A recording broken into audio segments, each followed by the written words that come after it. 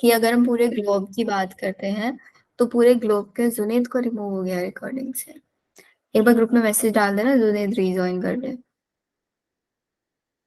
सो हम लोग रिकैप में कर रहे थे कि भाई सबसे पहले हम लोगों ने देखा था IUCN के बारे में, हम लोगों ने पढ़ा था 1.5 मिलियन होता है इसमें।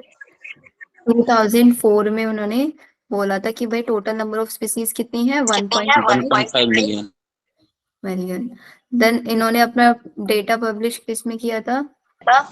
Red book. Red data book में इन्होंने पब्लिश किया था।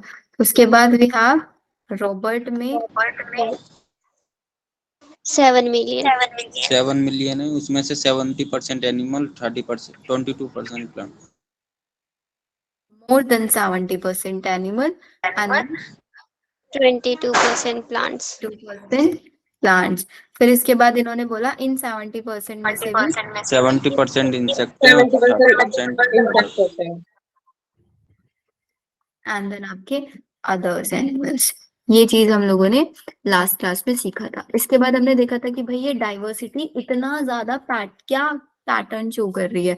तो इस पैटर्न पे हम लोगों ने देखा था कि जैसे जैसे हम, ये इक्वेटर है, ये पोल है, इक्वेटर से पोल के साइड जाएंगे बायोडाइवर्सिटी डिक्रीज होगी,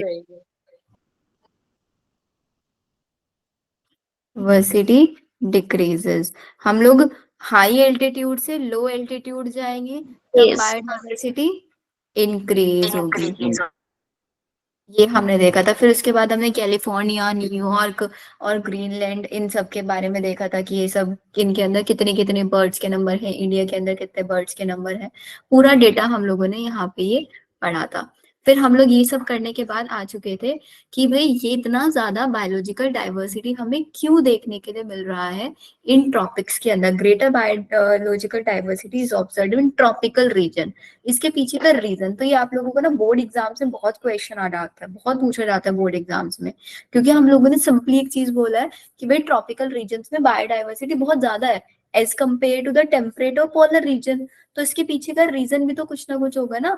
जैसे मैंने आप लोगों को बताया था कि भाई पोल वाला रीजन है, वहां पे डिस्टर्बेंस ज्यादा होगा, बिल्कुल, बिकॉज वो बिल्कुल एंड पॉइंट पे है, ऊपर एक्सेस वाले पॉइंट पे है आपका, तो वहां पे तो होगा ही होगा सबसे ज्यादा disturbance as compare to the अगर हम किसी चीज के मिड में खड़े हैं और एक जगह उसके बिल्कुल एंड पे खड़े हैं, है ना। तो यहाँ पे हमने क्या देखा कि भाई टेम्परेट रीजन जो है have been subjected to frequent ग्लेशिएशंस।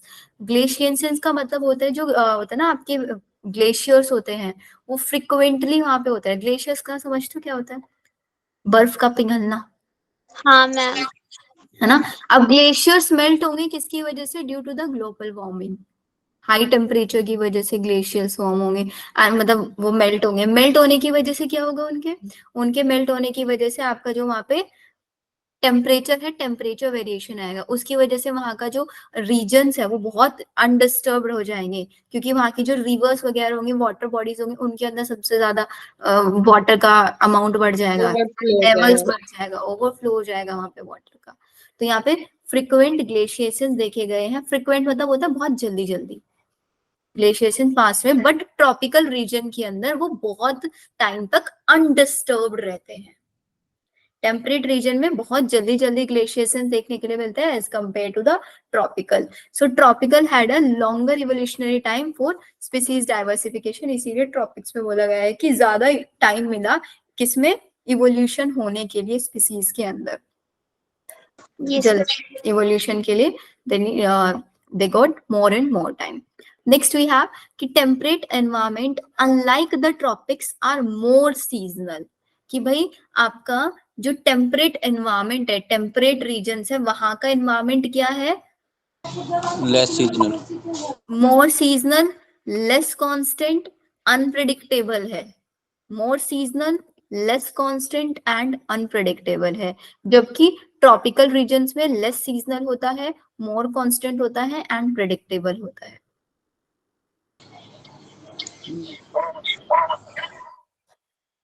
ठीक है, जिसकी वजह से टेम्परेट रीजन्स में लेस स्पीसीज डाइवर्सिटी देखने हैं। सीजनल का मतलब ये है हमारे यहाँ पे फिक्स है ना कि आपका जनवरी, फरवरी, मार्च के मंथ में थोड़ा विंटर्स रहता है, फिर आपका समर्स आना स्टार्ट हो जाता है, देन फिर विंटर्स आता है। सीजनल है कि भाई एक बार विंटर मतलब एक बार सर्दी होगी एक बार गर्मी होगी, लेस सीजनल है ना। Yes ma'am. लेकिन वहां पे क्या होता है कि वहां पे अगर सर्दी हो रही तो भाई पूरे के पूरे साल तक सिर्फ सर्दी सर्दियां चल रही है। अगर गर्मी होनी स्टार्ट हुई तो 2-2 3-3 साल तक सिर्फ वो सिर्फ गर्मियां ही गर्मियां चल रही है।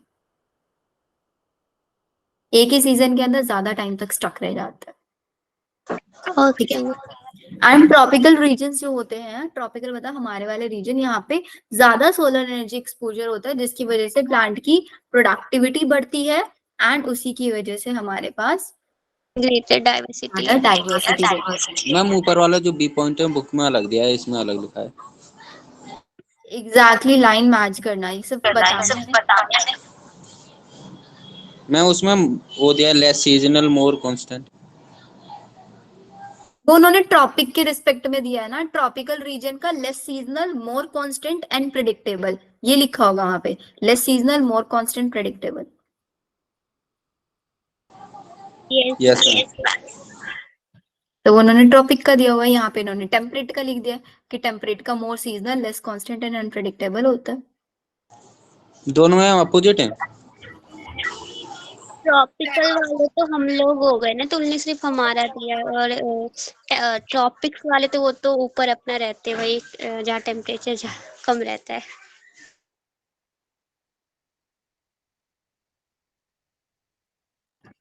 ट्रॉपिकल, टेम्परेट या फिर पोलर रीजन्स। ट्रॉपिकल वाले किधर, इक्वेटर के पास जो है, टेम्परेट वाले पोल्स के पास। पोल्स के पास जो है। तो जो आपके ट्रॉपिकल वाले होते हैं वो लेस कांस्टेंट टेम्परेचर। मोर कांस्टेंट प्रेडिक्टेबल। प्रेडिक्टेबल।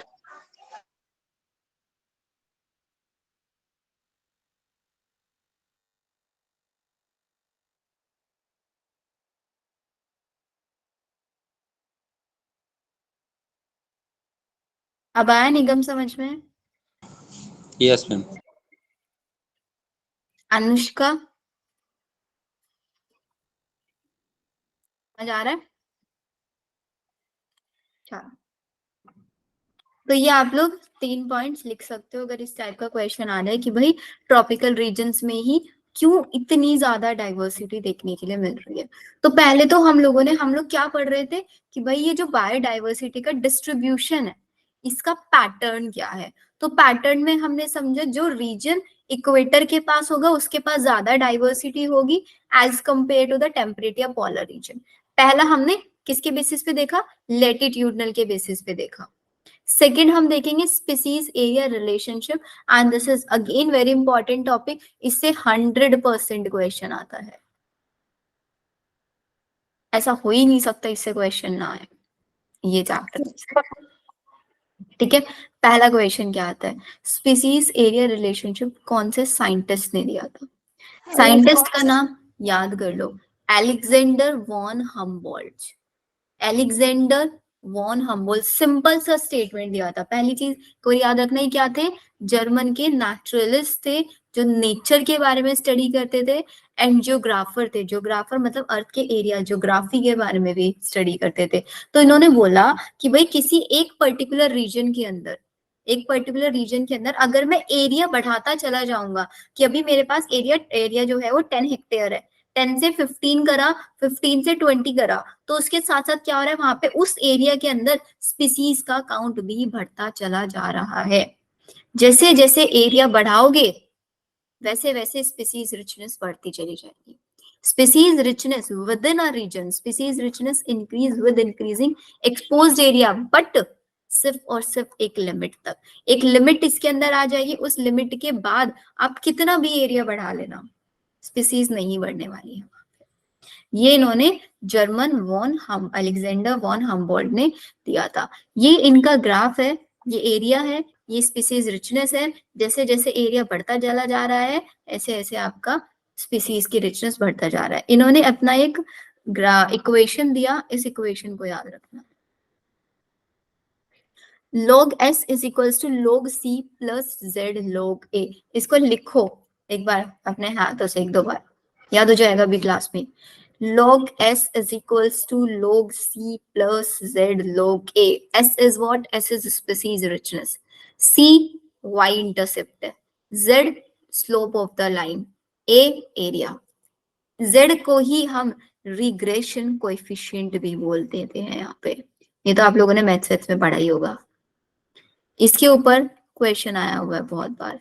ये आपसे ग्राफ देके पूछ लेंगे, इसको बोलेंगे कि भाई ये जो स्लोप है इसको क्या बोलते हैं, ये जो स्ट्रेट लाइन वाला है इसको क्या बोलता है। ये जो स्लोप दिया हुआ है इसको इन्होंने लिखा है s is equals to c a to the power z। इसको लोग वगैरह निकाल के यही आ जाएगी ना वैल्यू। एंड ये लोग स्केल आपकी log s is equals to log c plus z log a। Relationship जब इन्होंने निकाला तो ये किसका निकाला? रेक्टेंगुलर हाइपरबोला हमारे पास है। कौन कौन से प्लांट्स के ऊपर इन्होंने स्टडी किया था? इन्होंने वेस्कुलर प्लांट्स। कैलिफोर्निया मजबूत पर। निकाम आपकी साइड से बहुत डिस्टरबेंस आ रहा है, सुन लिया करो शांति से सबके सब बैठ के, ठीक है। तो क्या हुआ? वेस्कुलर प्लांट मतलब टेरिडोफाइट, बर्ड्स, बैट और फ्रेश वाटर फिशेस, इनके अंदर इस चीज को स्टडी किया। मतलब जिस एरिया में बर्ड्स रह रही थी उस एरिया में देखा और एरिया बढ़ाते चले गए तो वहां पे बर्ड की स्पीसीज बढ़ती चली गई, बैट की स्पीसीज बढ़ती चली गई। ये उन्होंने स्टडी किया, ठीक है। Yes ma'am. साइंटिस्ट का नाम, साइंटिस्ट कौन थे? जर्मन नेचुरलिस्ट ज्योग्राफर थे। क्या उन्होंने दिया? जैसे जैसे एरिया बढ़ाओगे स्पीसीज रिचनेस बढ़ती चली जाएगी, but up to a limit बढ़ेगी। Equation log s is equals to log c plus z log a। इसमें चीजें क्या है वो सब याद रखना है। फिर the next one we have कि भाई ये जो z है ना, रिग्रेशन कोएफिशिएंट, इसकी वैल्यू 0.1 से 0.2 तक रहती है नॉर्मली, ठीक है। रिग्रेशन कोएफिशिएंट 0.1 से 0.2। लेकिन ये वैल्यू अगर हम पूरे के पूरे कॉन्टिनेंट की बात करेंगे, क्योंकि यहाँ पे एक पर्टिकुलर रीजन की बात कर रहे हैं अभी हम।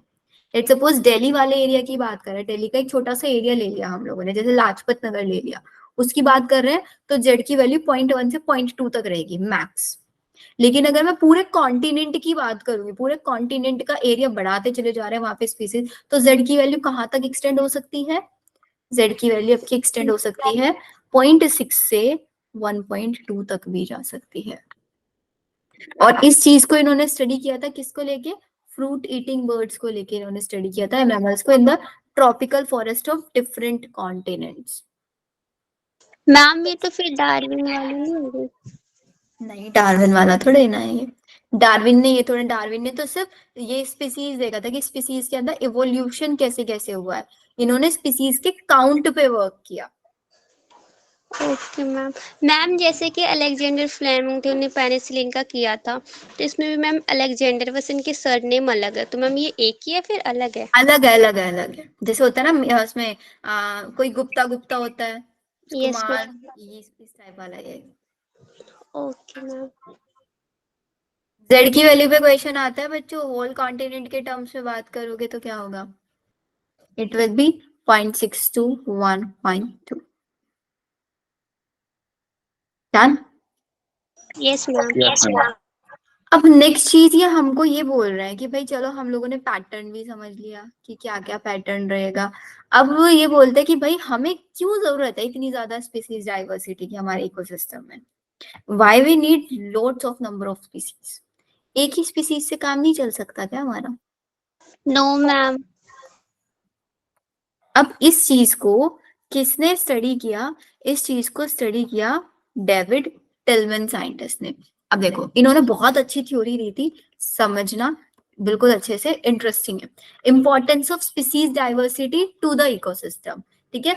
बहुत सारे इकोलॉजिस्ट ये मानते हैं कि भाई जितनी ज्यादा स्पीसीज होगी उतना ही ज्यादा हमारे इकोसिस्टम में बैलेंस रहेगा, उतनी ही ज्यादा स्टेबिलिटी आएगी। तो मोर species more is stable. equals to more stability। ये इन्होंने बोला, more species more stability, ठीक है। एंड दिस वाज कंफर्म, इस चीज को कंफर्म किसने किया? डेविड टिलमन ने, ठीक है। अब इन्होंने बोला कि भाई आप किसी चीज को स्टेबल बोल रहे हो कि भाई ज्यादा स्पीसीज है तो मोर स्टेबिलिटी है। तो आप उस स्टेबिलिटी को किस रिस्पेक्ट में बोल रहे हो? मैं बोल रही हूँ मेरी क्लास स्टेबल है, मेरी क्लास में जितने ज्यादा बच्चे होंगे उतनी ज्यादा मेरी क्लास स्टेबल होगी, अच्छी होगी, क्योंकि मुझे भी मन करेगा पढ़ने के लिए कि हाँ भाई इतने सारे बच्चे आए हैं पढ़ने के लिए, तो मैं और ज्यादा मन से और ज्यादा मेहनत करके पढ़ाऊंगी क्लास में। Yes ma'am. तो मैं एक स्टेबल क्लास किसको बोलूंगी?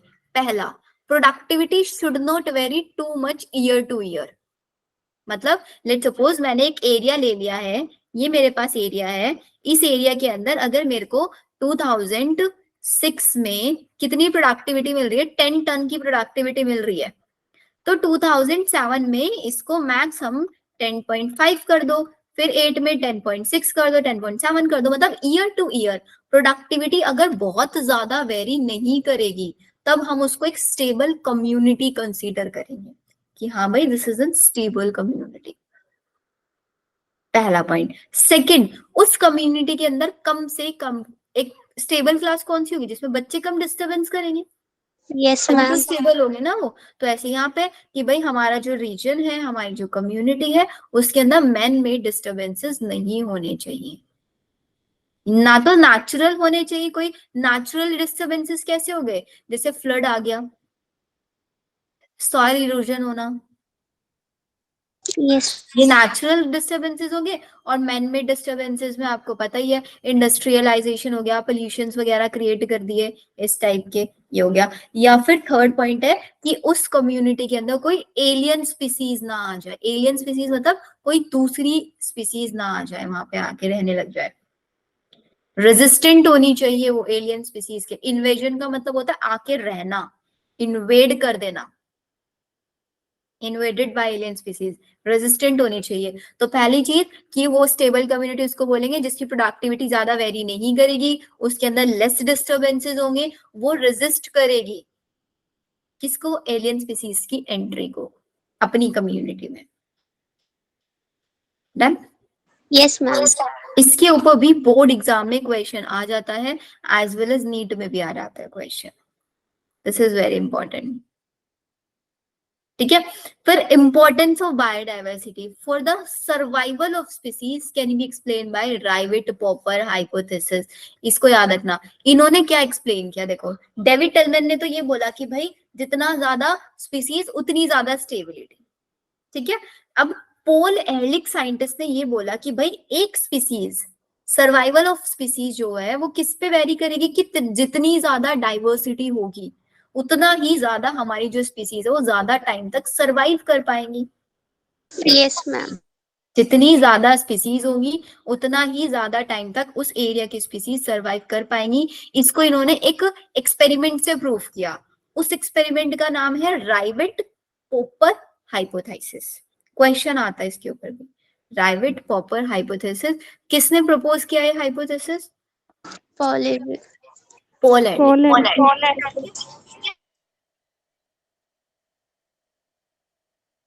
समझ आ रहा है क्लास में? समझ नहीं क्लास में?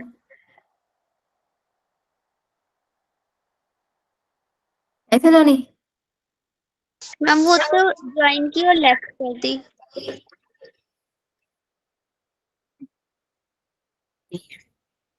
चलो फिर नेक्स्ट। इस हाइपोथेसिस में इन्होंने क्या मान के चला है? मतलब एजम्पशंस है कि भाई जो मेरा इकोसिस्टम है ना, उस इकोसिस्टम को एक एयरप्लेन मान के चलो। ठीक है। एयरप्लेन में अराउंड 200 पैसेंजर्स एक साथ ट्रेवल करता है। Yes ma'am. अगर क्या हो कि भाई एयरप्लेन के पैसेंजर्स जब उसमें जा रहे हैं ना, वो उसका एक एक बोल्ट खोल खोल के लेते चले जाए। मान के चल रहे हैं कि भाई ये मेरे पास एयरप्लेन है। राम, अच्छा सा नहीं बनेगा, ऐसे मान लेना, चलो एयरप्लेन है। ठीक है।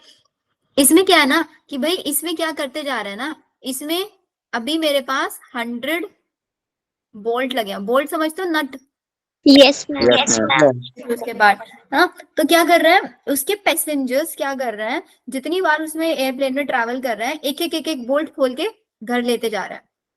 बोल्ट खोल रहे हैं, घर लेके जा रहे हैं, बोल्ट खोल रहे हैं, घर लेके जा रहे हैं। तो एयरप्लेन कोई सीट का बोल्ट खोल रहा है, कोई विंडो को खोल रहा है, कोई कहीं से खोल रहा है, तो उस एयरप्लेन को क्रैश होने में टाइम लगेगा या नहीं लगेगा, क्योंकि उसके अंदर बहुत सारे बोल्ट है, यस Yes. मैम।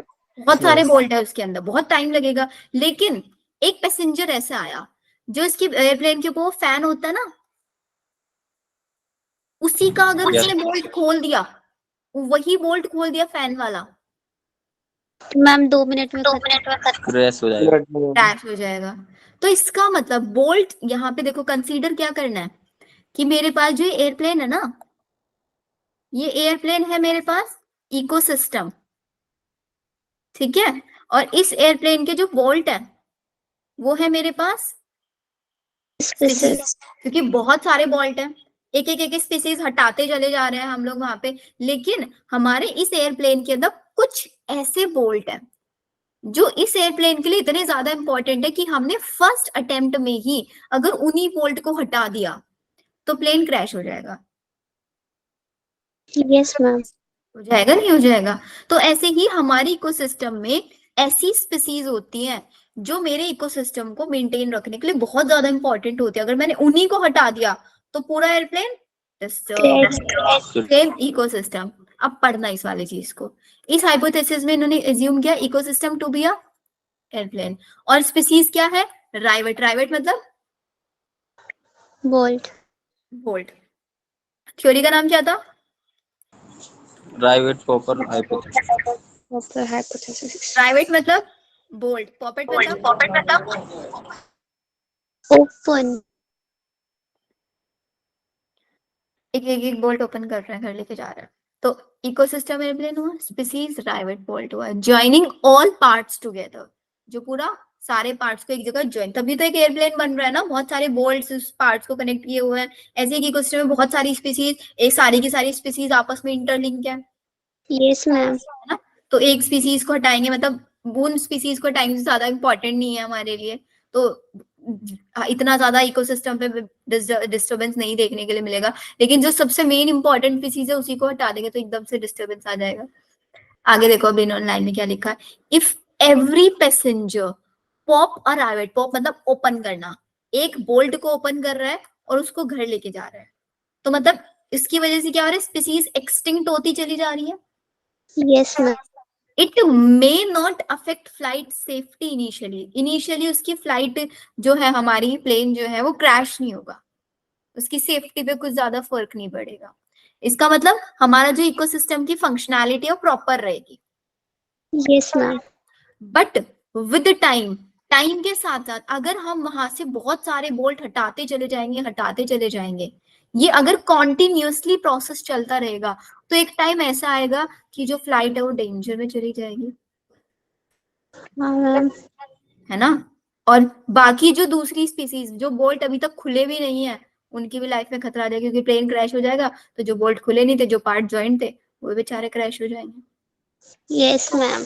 तो इसका मतलब हमारे इकोसिस्टम से हम जितनी ज्यादा स्पीसीज होंगी उतना ज्यादा बैलेंस बना रहेगा।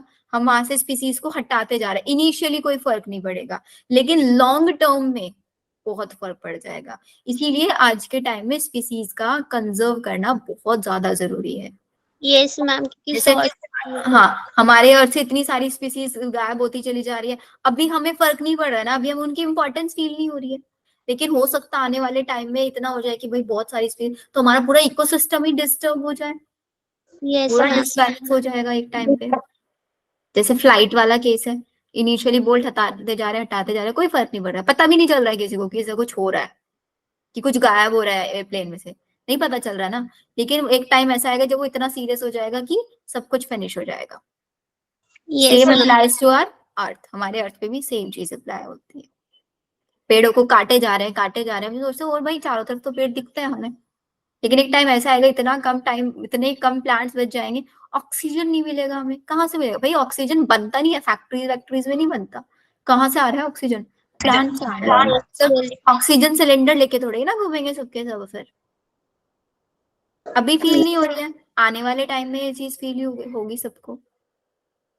मैम अभी इतना पॉल्यूशन हो रहा है, वैसे मतलब अभी तो दिवाली भी नहीं आई, उससे पहले इतना पॉल्यूशन है, और दिवाली पे सोचो, अभी स्टेज 3 चल रहा है दिल्ली में, मैम तो दिवाली के बाद कितना ज्यादा हो जाएगा। तो अब इनिशियल आप लोगों को ही करना है कि लेट सपोज मनीषा है, मनीषा बिल्कुल क्रैकर्स नहीं जलाएगी, एक भी नहीं जलाएगी।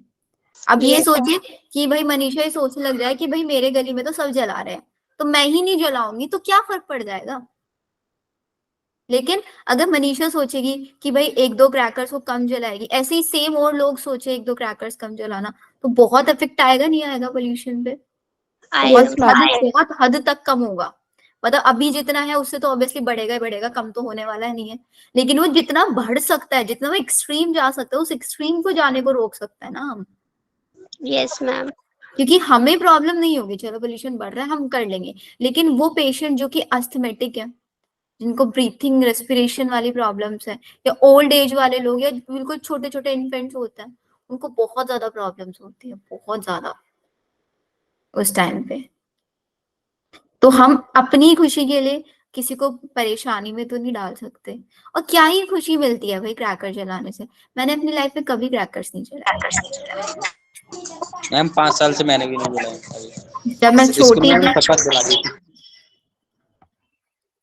मेरे फादर बिल्कुल अगेंस्ट है इस चीज के, बिल्कुल स्ट्रिक्ट है, बहुत ज्यादा। नो क्रैकर्स, कभी नहीं। रहने चाहिए। आखिरी बार मैंने 6th क्लास में जलाए थे, वो भी स्कूल में शपथ दिला दी, उसके बाद जलाई नहीं। यही होना चाहिए। तो आप लोग भी अपने आसपास वाले लोगों को बताना जो पोल्यूशन, क्योंकि बहुत सारे लोगों को नहीं पता होगा कि पोल्यूशन कितना बढ़ रखा है और ये कितना एक्सट्रीम जा सकता है। तो अब जैसे मनीषा है, मनीषा खुद नहीं जलाएगी, उसके घर के आसपास वाले 2-3 घरों को भी बोलेगी कि भाई नहीं करो। चलो कर रहे हैं, छोटे बच्चे जिद करते हैं, लेकिन कम करें। तो ऐसे इनिशियल करोगे तो धीरे धीरे होगा ना कि बहुत सारे, हो सकता है 50 फैमिलीज कम कर दें इस चीज को। 50 फैमिलीज के घर में अगर क्रैकर्स नहीं जलेंगे तो कुछ ना कुछ तो कंट्रीब्यूशन होगा ही होगा आप लोगों का पोल्यूशन को कम करने में। Yes ma'am. ये मत सोच के बैठ जाना कि भाई अकेले मेरे जलाने से क्या होगा, भाई सब तो जला ही रहे हैं, हम भी जलाएं। हाँ मैम आते ही घर में, और मैम पास में भी है, तो मैम सभी मैम एजुकेटेड तो है, पढ़े लिखे तो है, फिर भी जलाते हैं। बच्चे होते हैं 19 ना साल घर के तो मैम ज्यादा जलेंगे फिर। नहीं मैम, बड़े भी होते हैं, मतलब बड़े बड़े, मतलब मेरे से भी बड़े बड़े भैया, वो भी जलाते रहते हैं। अभी मैं जस्ट आ रही थी मैम, एक छोटा बच्चा था, उसने मेरे पास ही बिल्कुल पटाखे फोड़े, मैं भागी डर के मारे। बट मैम मुझे तो डर लगता है पटाखों फोड़ने से। चलो नेक्स्ट पे आते हैं। अब भाई नेक्स्ट चीज ये हमको बताता है कि हमने देखा कि भाई बायोडाइवर्सिटी को अगर हम स्पीसीज को कम करेंगे तो क्या होगा। एयरप्लेन वाले केस से हमें पॉल एलरिक साइंटिस्ट ने ये चीज समझाई। अब हम देखते हैं कि भाई बायोडाइवर्सिटी का लॉस एग्जैक्टली कितना हुआ है, वो हम देख रहे हैं। तो जो बायोडाइवर्सिटी का लॉस है वो किसकी वजह से हुआ है भाई। पॉपुलेशन बढ़ती जा रही है, बढ़ रही है, पॉपुलेशन बढ़ रही है, उनके फूड की डिमांड बढ़ रही है, एनिमल्स को मारा जा रहा है, फूड एरिया, रहने की जगह चाहिए, प्लेस चाहिए, प्लांट्स को कट किया जा रहा है, उन प्लांट्स के पास पास बिकॉज जंगलों को कट किया जा रहा है। अर्बनाइजेशन, इंडस्ट्रियलाइजेशन, जंगल कट करेंगे, जंगल में रहने वाली जो एनिमल्स है उनको रहने के लिए हैबिटेट नहीं होगा, उनका लॉस ऑफ हैबिटेट होगा, तो बेचारे कहीं ना कहीं इधर उधर शिफ्ट होंगे, उनका प्रॉपर एनवायरमेंट नहीं मिलेगा, जिसकी वजह से वो एक्सटिंक्ट हो जाएंगे, जिसकी वजह से वो मर जाएंगे। ओवर पॉपुलेशन, अर्बेनाइजेशन, इंडस्ट्रियलाइजेशन, इसकी वजह से हो रहा है। नेक्स्ट चीज बोलते हैं the colonization of tropical Pacific island by humans has lead to the, मतलब जो आपका एक आइलैंड था जिसका नाम है ट्रॉपिकल पैसिफिक, उसके अंदर कॉलोनाइजेशन, कॉलोनाइजेशन मतलब समझते हो वहां पे घर वगैरह बनाए गए, यस मैम। है ना। उसकी वजह से ह्यूमंस ने वहां पे किया, उसकी वजह से कितनी स्पीसीज, 2000 से ज्यादा नेटिव बर्ड, नेटिव नेटिव का मतलब होता है हमारी इंडिया की स्पीसीज, हमारी इंडियन स्पीसीज, वो एक्सटिंक्ट हो गई। किसकी वजह से, ट्रॉपिकल पैसिफिक आइलैंड के अंदर कॉलोनाइजेशन करने की वजह से 2000 से ज्यादा नेटिव बर्ड स्पीसीज एक्सटिंक्ट हुई। 15,500 स्पीसीज आज के टाइम में पूरे वर्ल्ड में ऐसी है जो एक्सटिंक्ट होने का खतरा है, मतलब उनके एक एक दो दो मेंबर्स ही बचे हुए हैं ऐसे, और वही खत्म हो जाएंगे तो पूरी तरीके से गायब स्पीसीज, यस मैम। है ना। IUCN ने अपनी रेड लिस्ट में 2004 में जो पब्लिश की थी, उसमें उन्होंने डॉक्यूमेंट्स में बताया था कि भाई एक्सटिंक्शन ऑफ 784 स्पीसीज, 784 स्पीसीज जो एक्सटिंक्ट होने वाली हैं, उसके अंदर क्या है 338 vertebrates. Including 338 vertebrates, 359 invertebrate, 487 animals in last 500 years. इतनी स्पीसीज एक्सटिंक्ट हो चुकी हैं। मैम 487 तो प्लांट्स है ना? 487 प्लांट्स हैं।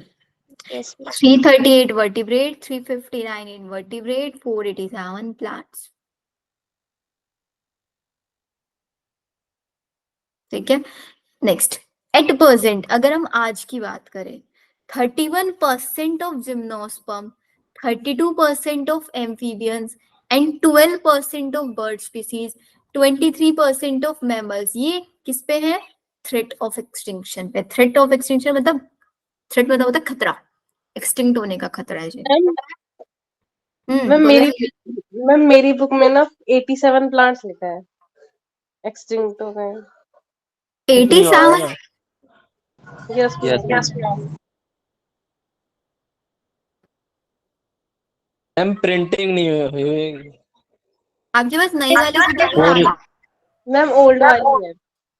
मैम नई वाली मैम न्यू वाली मैम लग रहा है वो ना 4 लगाना भूल गए हैं, बट 487 लिखते थे।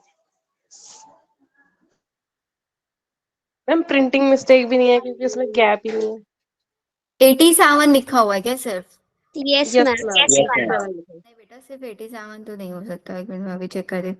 आपके पास नई होगी पुरानी? मेरे पास नया वाला है वैसे पीडीएफ। मैम ओल्ड में मैं चेक कर रहा हूँ एक मिनट।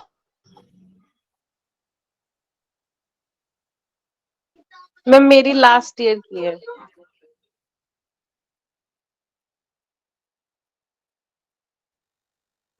मैम 338 और 359 को प्लस करेंगे तो 784 बनेगा ना, और 87 प्लस करेंगे। मैम ओल्ड बुक में भी 87 ही है प्लांट।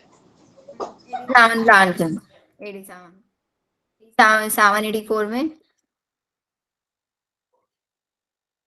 ये है आपका पेज नंबर 263 पर है। 338 वर्टिब्रेट, 359 इनवर्टिब्रेट एंड 87 प्लांट्स। तभी आपका कितना बनेगा अकाउंट? 784। अरे 780। हाँ 7 तो इस 4 को हटा दो ऐसे। और ये लास्ट कितने इयर्स में, इसके ऊपर भी क्वेश्चन आया हुआ था। 500 percentage 31% gymnosperm, 32% amphibian, 12% bird species and 23% of mammals.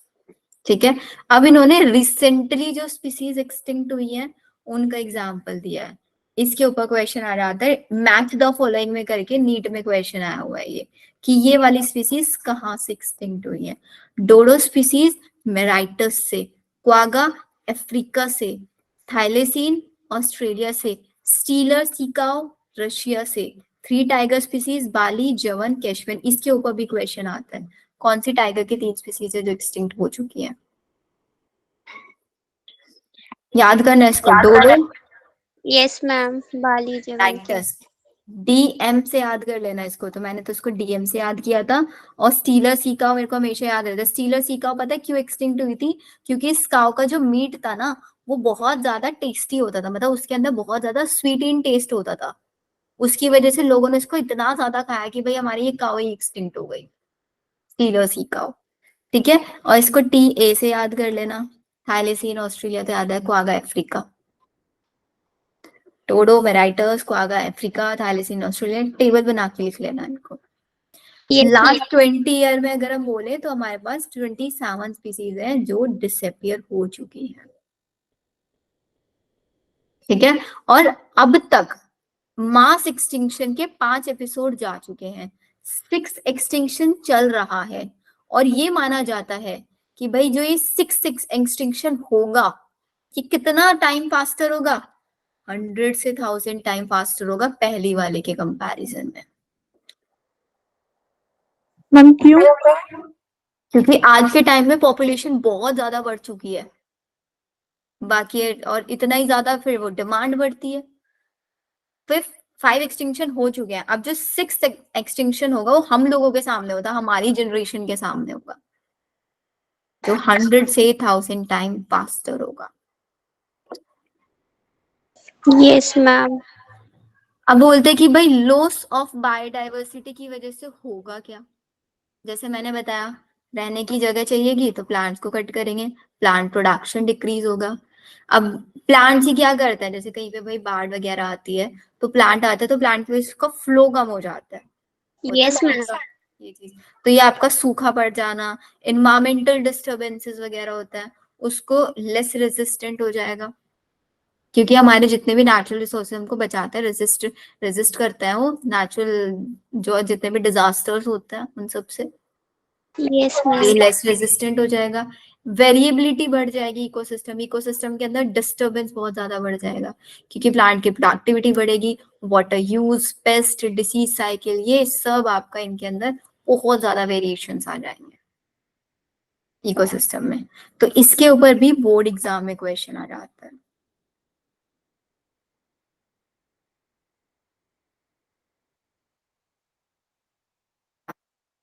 Yes ma'am. ठीक है, आ जाओगे। नेक्स्ट वी हैव कि भाई हमारे पास, अब तो हमने देखा कि भाई बायोडाइवर्सिटी कितनी लॉस हुई, हमने उसका एक एस्टिमेट देखा। अब इतनी बायोडाइवर्सिटी लॉस हो क्यों रही है, इसके पीछे के we have 4 reasons, and in 4 major reasons को हम बोलते हैं एविल क्वार्टेट। इसके ऊपर भी बहुत इंपॉर्टेंट है, नीट में पूछा जाता है। एविल का मतलब होता है खतरनाक, और क्वार्टेट मतलब 4। वी हैव 4 ऐसे डेंजरस रीजन जिनकी वजह से सबसे ज्यादा बायोडाइवर्सिटी लॉस हो रहा है।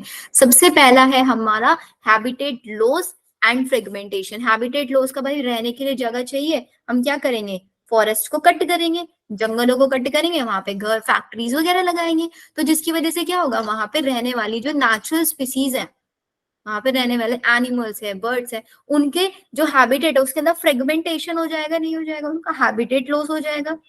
Yes yes ma'am. क्योंकि हमने एक बहुत बड़ा सा फॉरेस्ट है, उसके 50% वाले पार्ट में इंडस्ट्री बना लिया, 50% चलो एनिमल्स के लिए छोड़ भी दिया हमने, तो उनका उनके एरिया में तो फ्रेगमेंटेशन हो गया ना, उनके अंदर उनके पास तो लिमिटेड एरिया हो गया यस मैम। घूमने फिरने के लिए। तो क्या कर रहे हैं हम लोग, हैबिटेट का लॉस करा रहे हैं।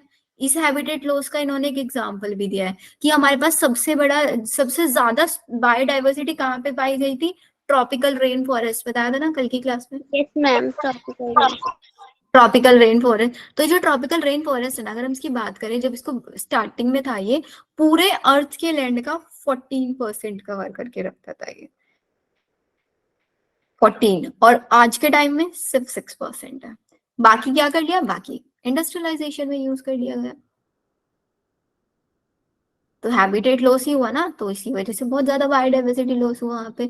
सबसे बड़ा जो फॉरेस्ट है अमेज़न रेन फॉरेस्ट, इसी को ही हम लंग ऑफ द प्लेनेट बोलते हैं। क्यों लंग ऑफ द प्लेनेट बोलते हैं, क्योंकि हमारे अर्थ का मैक्सिमम जो ऑक्सीजन है वो वहीं से कंट्रीब्यूट होता है। मैम ये कहाँ है? अमेज़न रेन फॉरेस्ट आपका अफ्रीका में, आई गेस अफ्रीका वाले रीजन में बहुत ज्यादा, क्योंकि अलग अलग 2-3 कंट्रीज के को ज्वाइन करके है, मतलब ओके मैम। 2-3 कंट्रीज के नाम में है ये आपका लंग, क्योंकि 14% कवर कर रहा है पूरे अर्थ का। उसको कट किया गया एंड क्लियर किया गया, किसके लिए, सोयाबीन उगाने के लिए, वहां पे ह्यूमन के पर्सनल यूज के लिए। उसको ग्रासलैंड में कन्वर्ट कर दिया गया फॉरेस्ट को, ताकि वहां पे ग्रेजिंग एनिमल्स रह पाए। तो ये भी हमने क्या किया, बायोडाइवर्सिटी लॉस हुआ, क्योंकि हमने यस। वहां पे सोयाबीन ज्यादा लगा दिया, प्रोटीन ज्यादा चाहिए था। तो अमेज़न रेन फॉरेस्ट, जिसको इसके ऊपर भी क्वेश्चन आता है, लंग ऑफ द प्लेनेट कौन है, Amazon rain forest. Lung of the planet क्यों बोलते हैं, क्योंकि सबसे ज्यादा डाइवर्सिटी यहाँ पे पाई जाती थी, और ये ऑक्सीजन का मैक्सिमम कंट्रीब्यूशन करता था। व्हेन लार्ज साइज, जब हम बड़े बड़े साइज के जो हैबिटेट्स हैं उनको छोटे छोटे फ्रेगमेंट्स में करेंगे, ह्यूमन को वहां पे सेटल करने के लिए, रोड बनाने के लिए, कैनल्स वगैरह लगाने के लिए, तो इसकी वजह से क्या होगा, हमारा जो एनिमल्स की स्पीसीज है, large territories and some animals, वो माइग्रेटरी हो जाएंगी, माइग्रेशन करना शुरू कर देगी जगह से दूसरी जगह, जिसकी वजह से उनके अंदर डिक्लाइन आएगा। ठीक है, yes ma'am. habitat loss and fragmentation. Second point we have over exploitation. Over exploitation का मतलब, जो मैंने वो स्टीलर सी काउ वाला एग्जांपल बताया था, कि भाई उसका जो आपका ये ना मीट तो होता था, बहुत टेस्टी होता था, तो Yes. लोगों ने इतना ज्यादा पसंद किया, कितना ज्यादा फिर वो काउ से मीट लेना शुरू कर दिया कि वो एक्सटिंक्ट हो गई। तो हम बहुत ज्यादा डिपेंड हो गए ना उसके मीट के ऊपर, एज अ फूड जो हमने उसको खाना शुरू किया। तो ओवर एक्सप्लॉइटेशन हुआ या नहीं हुआ ये स्टीलर सी काउ का? Yes ma'am. अभी वो खत्म हो गई। पैसेंजर पीजन्स आज के टाइम में देखने के लिए नहीं मिलते, जो मैसेज लेके जाते थे, वो कबूतर जा जाओ, सिर्फ गाना नहीं है, होते थे पहले के टाइम में ऐसे कबूतर जो चिट्ठियां लेके जाते थे, जैसे बड़े बड़े राजा महाराजा होते थे ना, यस मैम। ये जैसा। तो उनका इतना ज्यादा यूज करा है, अब भाई वो एक्सटिंक्ट हो गए। बहुत सारी मैरीन फिशेस थी जिनको लोगों ने वही फिशरीज करना शुरू किया, खाना शुरू किया, एक्सटिंक्ट हो गई। तो ओवर एक्सप्लॉयटेशन, बहुत ज्यादा यूज करना। फिर एलियन स्पीसीज इन्वेजन, इससे बहुत क्वेश्चन, इससे ना मैच द फॉलोइंग में क्वेश्चन आता है एलियन स्पीसीज इन्वेजन से। एलियन स्पीसीज इन्वेजन का मतलब है भाई एक पर्टिकुलर हैबिटेट में कोई बाहर से आके स्पीसीज रहना शुरू कर दे। जैसे अभी हमारे साथ क्या हो रहा था, दूसरे बैच वाले बच्चे आ गए थे हमारे बैच में, तो हमारे बैच वाले बच्चे क्या कर रहे थे, हमारे बैच वाले बच्चे बोल नहीं पा रहे थे क्लास में। तो कुछ बच्चे क्लास से अगर लीव करके चले, लेट्स सपोज मनीषा है, मनीषा क्लास में भी फ्रीली बोल पाते, लेकिन दूसरे बैच के बच्चे थे, जैसे शैली थी और ममता थी, वो इतना बोलते रहते तो बोलने नहीं देते थे, बोलते थे मैम इनको चुप कराओ। तो क्या होगा, मनीषा अगर यहाँ से फिर क्लास छोड़ के चली जाए तो मनीषा एक्सटिंक्ट हो गई ना, क्योंकि एलियन बच्चे आ गए थे, मतलब एलियन बच्चे, एलियन स्पीसीज, बाहर से कोई स्पीसीज आती है अगर हमारे हैबिटेट में, यस मैम। तो अगर वो चली जाएगी तो मेरी क्लास से एक स्पीसीज का एक्सटिंक्शन हुआ या नहीं हुआ? Yes ma'am. सेम इसके अंदर हुआ। एलियन स्पीसीज इन्वेजन में एक्सोटिक मतलब बाहर से आने स्पीसीज, जब हमने उसको अनइंटेंशनली, अब वो क्लास वाले जो बच्चे आए थे वो मजबूरी में लेके आने पड़े थे, अनइंटेंशनली तो नहीं लेके आए थे हम उनको, yes ma'am. Deliberately become invasive, बहुत ज्यादा इन्वेसिव हो गए थे क्योंकि बहुत सारे बच्चे हो गए थे, नहीं बोल पाते थे, एंड कोज हार्मफुल इम्पैक्ट उन्होंने, क्योंकि उनको नहीं पसंद था क्लास में कोई ज्यादा बोले, resulting in extension of the indigenous, indigenous species मतलब मेरी खुद की क्लास के बच्चे गायब होना शुरू हो गए। Yes ma'am. आगे समझ में, एलियन यस स्पीसीज इन्वेजन का मतलब। अब इसके एग्जांपल्स। मैम वैसे वो दोनों सच में बहुत बोलते हैं। मैं अपनी क्लास में तो सभी बोलते हैं, आप लोग मेरी क्लास में इतना बोलते हो, आप लोग 3-4 बच्चे बोलते हो, बाकी बच्चे चुप बैठे रहते हैं। मैम हम नहीं बोल पाते थे तब वही बोलते थे। यस मैम, ऐसा लगता था बस सुन रहे हैं, रिकॉर्डिंग देख रहे हैं। मैम मेरे ना आदत है, कोई मतलब बोलेगा ना क्लास में बोलेगा तो मैं शांत रहती हूँ, भाई तुम ही बोल रहे चलो, मतलब ऐसे मतलब मेरे को लड़ाई भी करना नहीं आता, लड़ेगा भी तो वहां से भाग जाऊंगी। मैम इसके चक्कर में मेरे को एक बार केमिस्ट्री, मतलब कौन सी मैम थी, हाँ संस्कृत वाली मैम ने बहुत डांटा, क्या कॉलेज में तुम्हारा क्या होगा, तुम्हें मार वार के चले जाएंगे। मैंने कहा मुझे नहीं आता लड़ना। एग्जाम्पल, नील पर्च, याद रखना है ये। नील पर्च एक लार्ज प्रीडेटर फिश है, प्रीडेटर मतलब खाने वाले। उसको कहाँ पे इंट्रोड्यूस किया, लेक विक्टोरिया के अंदर, ईस्ट अफ्रीका से। कोज द एक्सटिंक्शन, किसको एक्सटिंक्ट करा दिया उसने, to more than 200 species of cichlid fish. Cichlid fish कैसे, कौन सी फिश हुई हमारी, इंडिजीनस फिश हुई, हमारी खुद की फिश थी, है ना। कौन पे, लेक विक्टोरिया के अंदर मजे से रह रही थी 200 स्पीसीज, वहां पे प्रीडेटर फिश आ गई, नील पर्च। प्रीडेटर शिकारी है, तो उसने किकलेट को खाना शुरू कर दिया। Yes ma'am. ठीक है, तो ये वाला केस हुआ। अब बताओ, इस वाली केसेस को ना आप लोग एक सेकेंड होल्ड करना, मैं चार्जिंग ऑन कर लूं। इस वाले केसेस को आप लिखना स्टार्ट करो, यस मैम। टेबल बना के, टेबल बना के। और ये नीचे वाली जो 2 लाइंस है ना, इसमें भी आइडेंटिफाई करो कौन सी वाली इंडिजिनस है एंड कौन सी वाली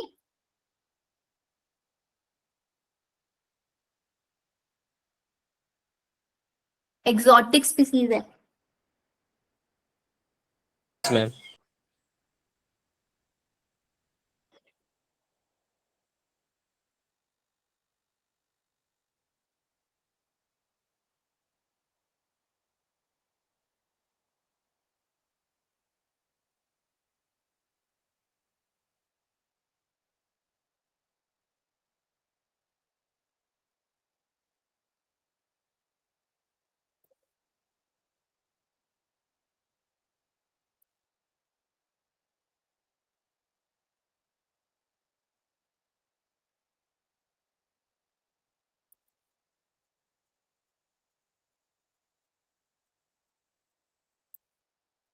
हो गया।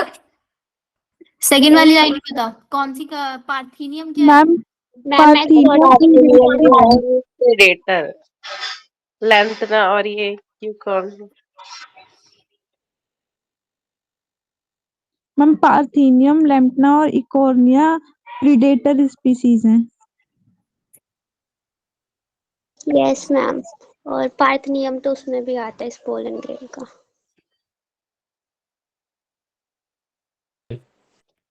पार्थिनियम इंडिजिनस है? नहीं मैम, नहीं मैम, वो प्रेडेटर। प्रेडेटर है, मतलब एलियन स्पीसीज है ना? Yes ma'am ma'am.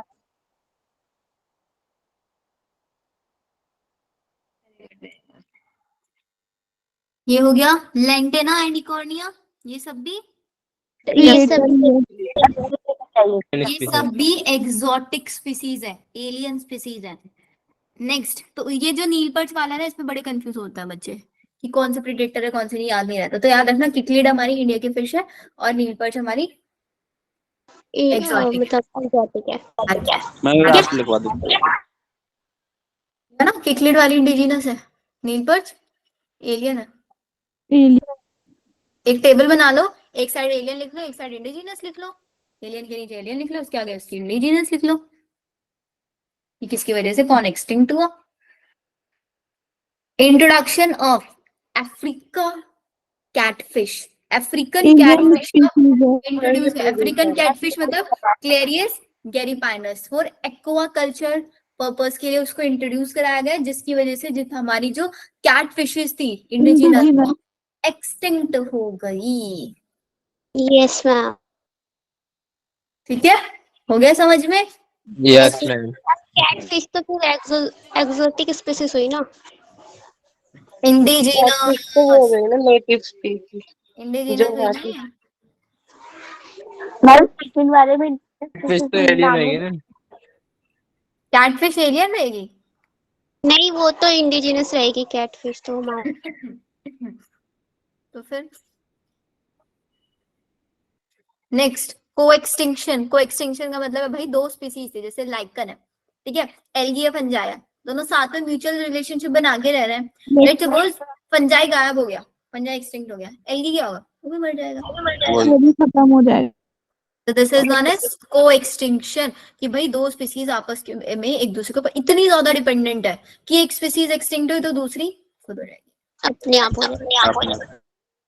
This is co-extinction. When a species become extinct, plant and animal species associated with it in an obligatory manner also become extinct. Example, host fish species become extinct. All those parasite मतलब अगर हमने एक host fish को हटा दिया तो उस fish के ऊपर एक्टो पैरासाइट या एंडो पैरासाइट, कोई भी पैरासाइट थे जो उसके ऊपर डिपेंड रहे थे, वो भी एक्सटिंक्ट हो गए। यस फिश भी मैम। एक्सटिंक्ट हुए, इसके ऊपर रहने वाले। प्लांट पॉलिनेटर, भाई एक प्लांट एक्सटिंक्ट हुआ तो उसको पॉलिनेट करने वाला इंसेक्ट वगैरह जो भी होगा, इंसेक्ट अगर एक्सटिंक्ट हुआ तो बेचारा प्लांट का पॉलिनेशन नहीं हो पाएगा, उसका रिप्रोडक्शन नहीं हो पाएगा, वो भी एक्सटिंक्ट हो जाएगा। Yes ma'am. This is known as coextinction. तो एविल क्वार्टेट समझ में आया? Habitat loss, fragmentation. Second, over exploitation. Third, alien species. So these are the four reasons, evil quartet वाले सबको ये याद रखना है। देन इसके बाद हमारे पास आता है कि भाई हमारे पास क्या रीजंस है, हम क्यों बायोडाइवर्सिटी को कंजर्व करें। हमने ये समझ लिया बायोडाइवर्सिटी लॉस क्यों हो रही है, कितनी हो रही है, कौन कौन सी स्पीसीज हो रही है, ये सब देख लिया। अब आता है कि हमें कंजर्व क्यों करना चाहिए। तो कंजर्व करने के लिए मेरे पास तीन रीजंस है कि भाई मैं पर्सनली कंजर्व करना चाहूँ, कि मेरा कोई पर्सनल अटैचमेंट है किसी स्पीसीज से, मुझे कोई पर्सनल फायदा हो रहा है उससे, या मैं ब्रॉडली सोचूं कि भाई मेरे को नहीं मिलेगा तो मेरी आने वाली नेक्स्ट जनरेशन को नहीं मिलेगा, या मैं पूरा वर्ल्ड के लिए सोच के चलूं। ऐसे ऐसे हम लोग इसको पढ़ेंगे रीजन। फिर उसके बाद आएगा हाउ टू कंजर्व, कि भाई हम कंजर्व कैसे कर सकते हैं, कैसे बायोडाइवर्सिटी को कंजर्व करेंगे। तो उसके लिए हम लोग in situ ex situ conservation में आपके वही जूलॉजिकल पार्क, बोटेनिकल गार्डन, ये सब के बारे में देखेंगे। And then chapter finish. Yes ma'am. तो मैम कल चैप्टर फिनिश हो जाएगा? कल तो क्लास ही नहीं है, परसों ma'am Thursday. Chapter finish. Ma'am जो ऑक्सीटॉक्सिन हार्मोन है, जब लैक्टेशन, हाँ मैम, जब बेबी डिलीवर हो जाता है तो पाचुरेशन के बाद, तो वो मैम खत्म हो जाता है ना, मतलब हार्मोन, ऑक्सीटॉक्सिन हार्मोन खत्म हो जाता है।